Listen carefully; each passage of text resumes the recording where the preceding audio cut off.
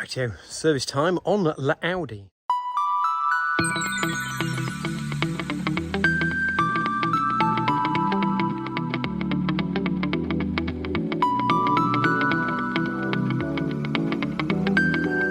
After moving everything here around so I had enough space to actually swing this monster in, it does fit in my garage and it does fit on the lift. So time to get it up and whip the oil filter out and whip the sun plug off. So I think I already explained the reason I'm going to do a service on this car is we're about to go off on a road trip for a week or just over a week into Europe. So we're probably going to do a couple of 1,000 miles all in.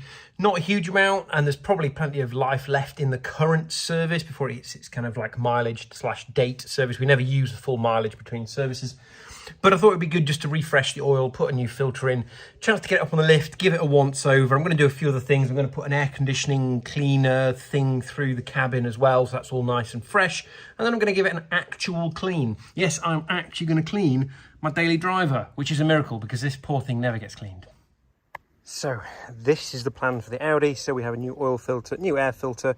We've got some oil. I've just realised the cabin filter is still in the house. I'm going to put some fuel system cleaner in while we're at it. Put myself a nice new smelly little tree thing, air freshener in the car. I've also got my headlight adapter, so I need to figure out which ones are the right ones to use and where they're going to go. I'm not going to put them on, obviously, until we leave. I've got my GB sticker and set up charging and somewhere to hold the phone and stuff. So, it's manual. So it's not terrible oil, but it's not the oil I would probably immediately use. Same with the cross and filters, I'd probably go with something OEM, but this is going to be a quick service to see it through until early winter when it goes in for a proper service with the specialist. So, time to get the filter out. So this is actually, on the Audi, is a cartridge filter. So it's this type, and you see there's a nice little O-ring in there, so I've got to get the cap off, take the cartridge out, hence the blue roll, and put the new one in, put the new seal on the cap, and away we go. So the cap for the oil is buried, it's a bit hard to see, just down there. Unfortunately, I've just brought the car in, so everything is red hot because I did a shopping run this morning as well. But that's a 32mm socket, I think, on the top of there. So a 32mm socket with a half-inch bar extender and a little universal joint, and you can get that out to the top here. That will pop straight off.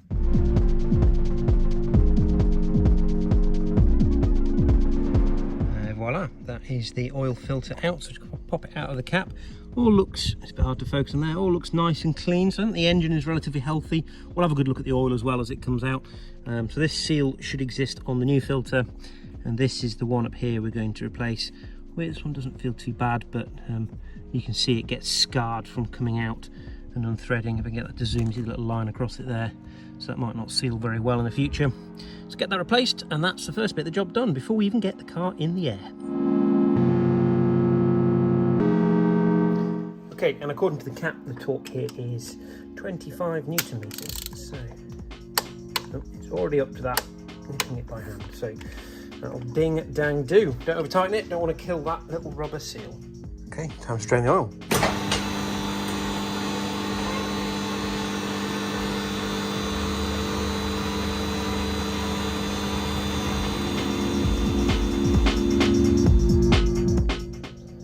Oil is almost completely out, and as you can see, all looks nice and clean. It looks a little bit sparkly on the camera. It's not, that's just because it's dripping down so quickly. It's creating these little like bubbles, but that's not bits of sparkles when you're looking off camera. So oil looks nice and clean, filter looks clean. Time to go make a cup of tea while that drip's empty, and then new washer on him, and plug it all back up. A few moments later. Well, I feel justified before doing the air filter because that looks pretty disgusting. It's definitely ready for change. Still doing its job though, nice and clean on the inside. But yes, pretty grim on the outside. So maybe I'll throw the Hoover in there before we put the new filter in. And get the new one in and get it all but closed back up again. Dead simple, all nice and hoovered out, and voila, one new filter. Okay, oil is in, car is running just fine. Next job is cabin filters. Now, I thought the cabin filters were under the scuttle here because there's a huge scuttle panel. Turns out they're not, they're actually under the dashboard. So, as you can see, not an awful lot of room in here to get the doors open and work in the footwells, which I actually need to do for the Bluetooth system I've tried to fit that isn't functioning. So I'm going to get into the footwell, and to do that I'm going to get it out on the driveway because there's just a bit more room. So car is done in here, it's off the lift, time to pull him out. Right here, just a small operation to do the cabin filters. I know you can do it without taking the glove box out, but it's even more fiddly.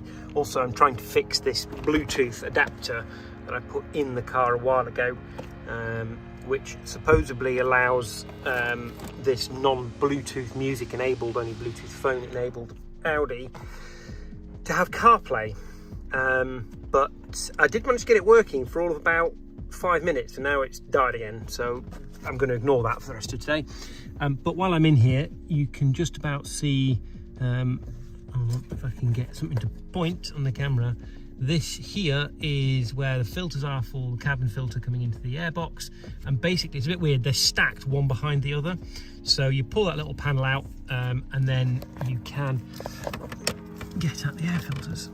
So I'll just pop that off. You can see there he is, little cabin filter. That was probably easier to get off than it is to put back on. But yeah, you basically have two that sit inside that, one after the other comes out.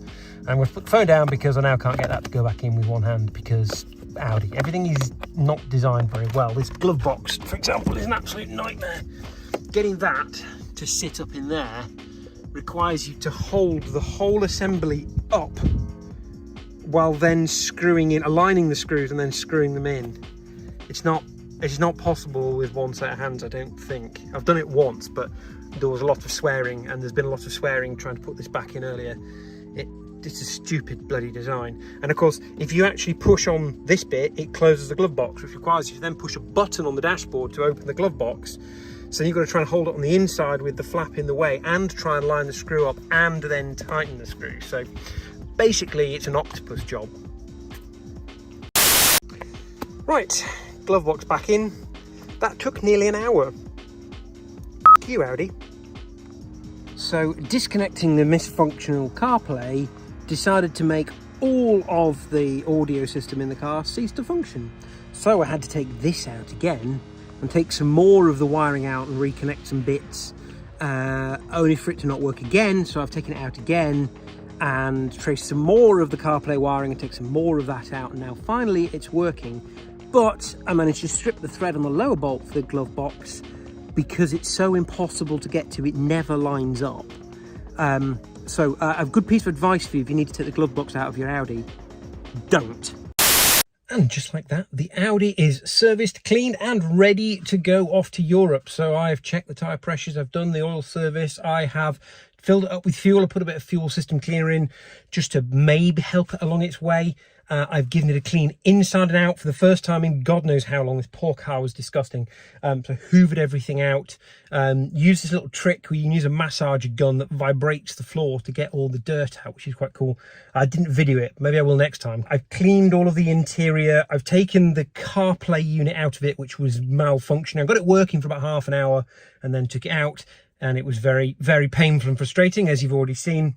I've wired the car up for electric, so we've got a little split charger here, because the one I had in before wasn't meaty enough to run two phones. And I can also run my my little dash cam, which goes forward and backwards, off that. So tidied up the interior, packed all of the essentials. So I made sure it's got a jack and a wheel wrench, which were missing from this car, which is slightly annoying, and I'd never spotted. Checked the spare tyre, that looks good. Got a pump, got the warning triangle, all the jazz you need for driving in Europe, like the little high-vis jackets.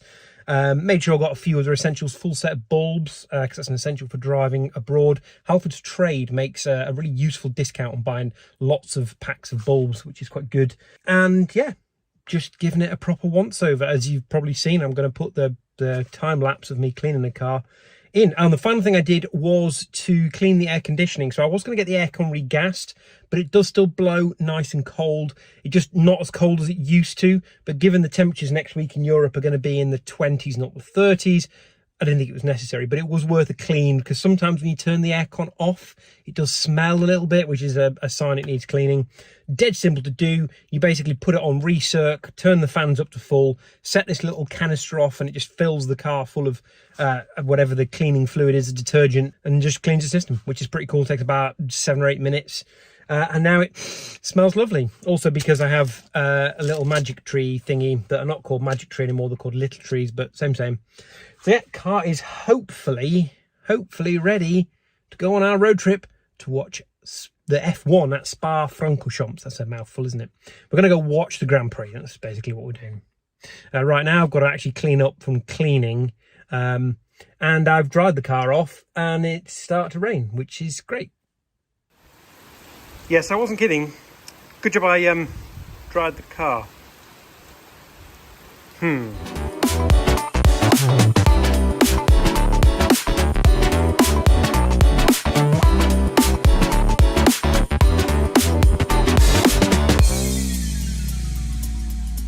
Don't forget to like, comment, share and subscribe. Thank you for watching. Next time on Automotive Tales.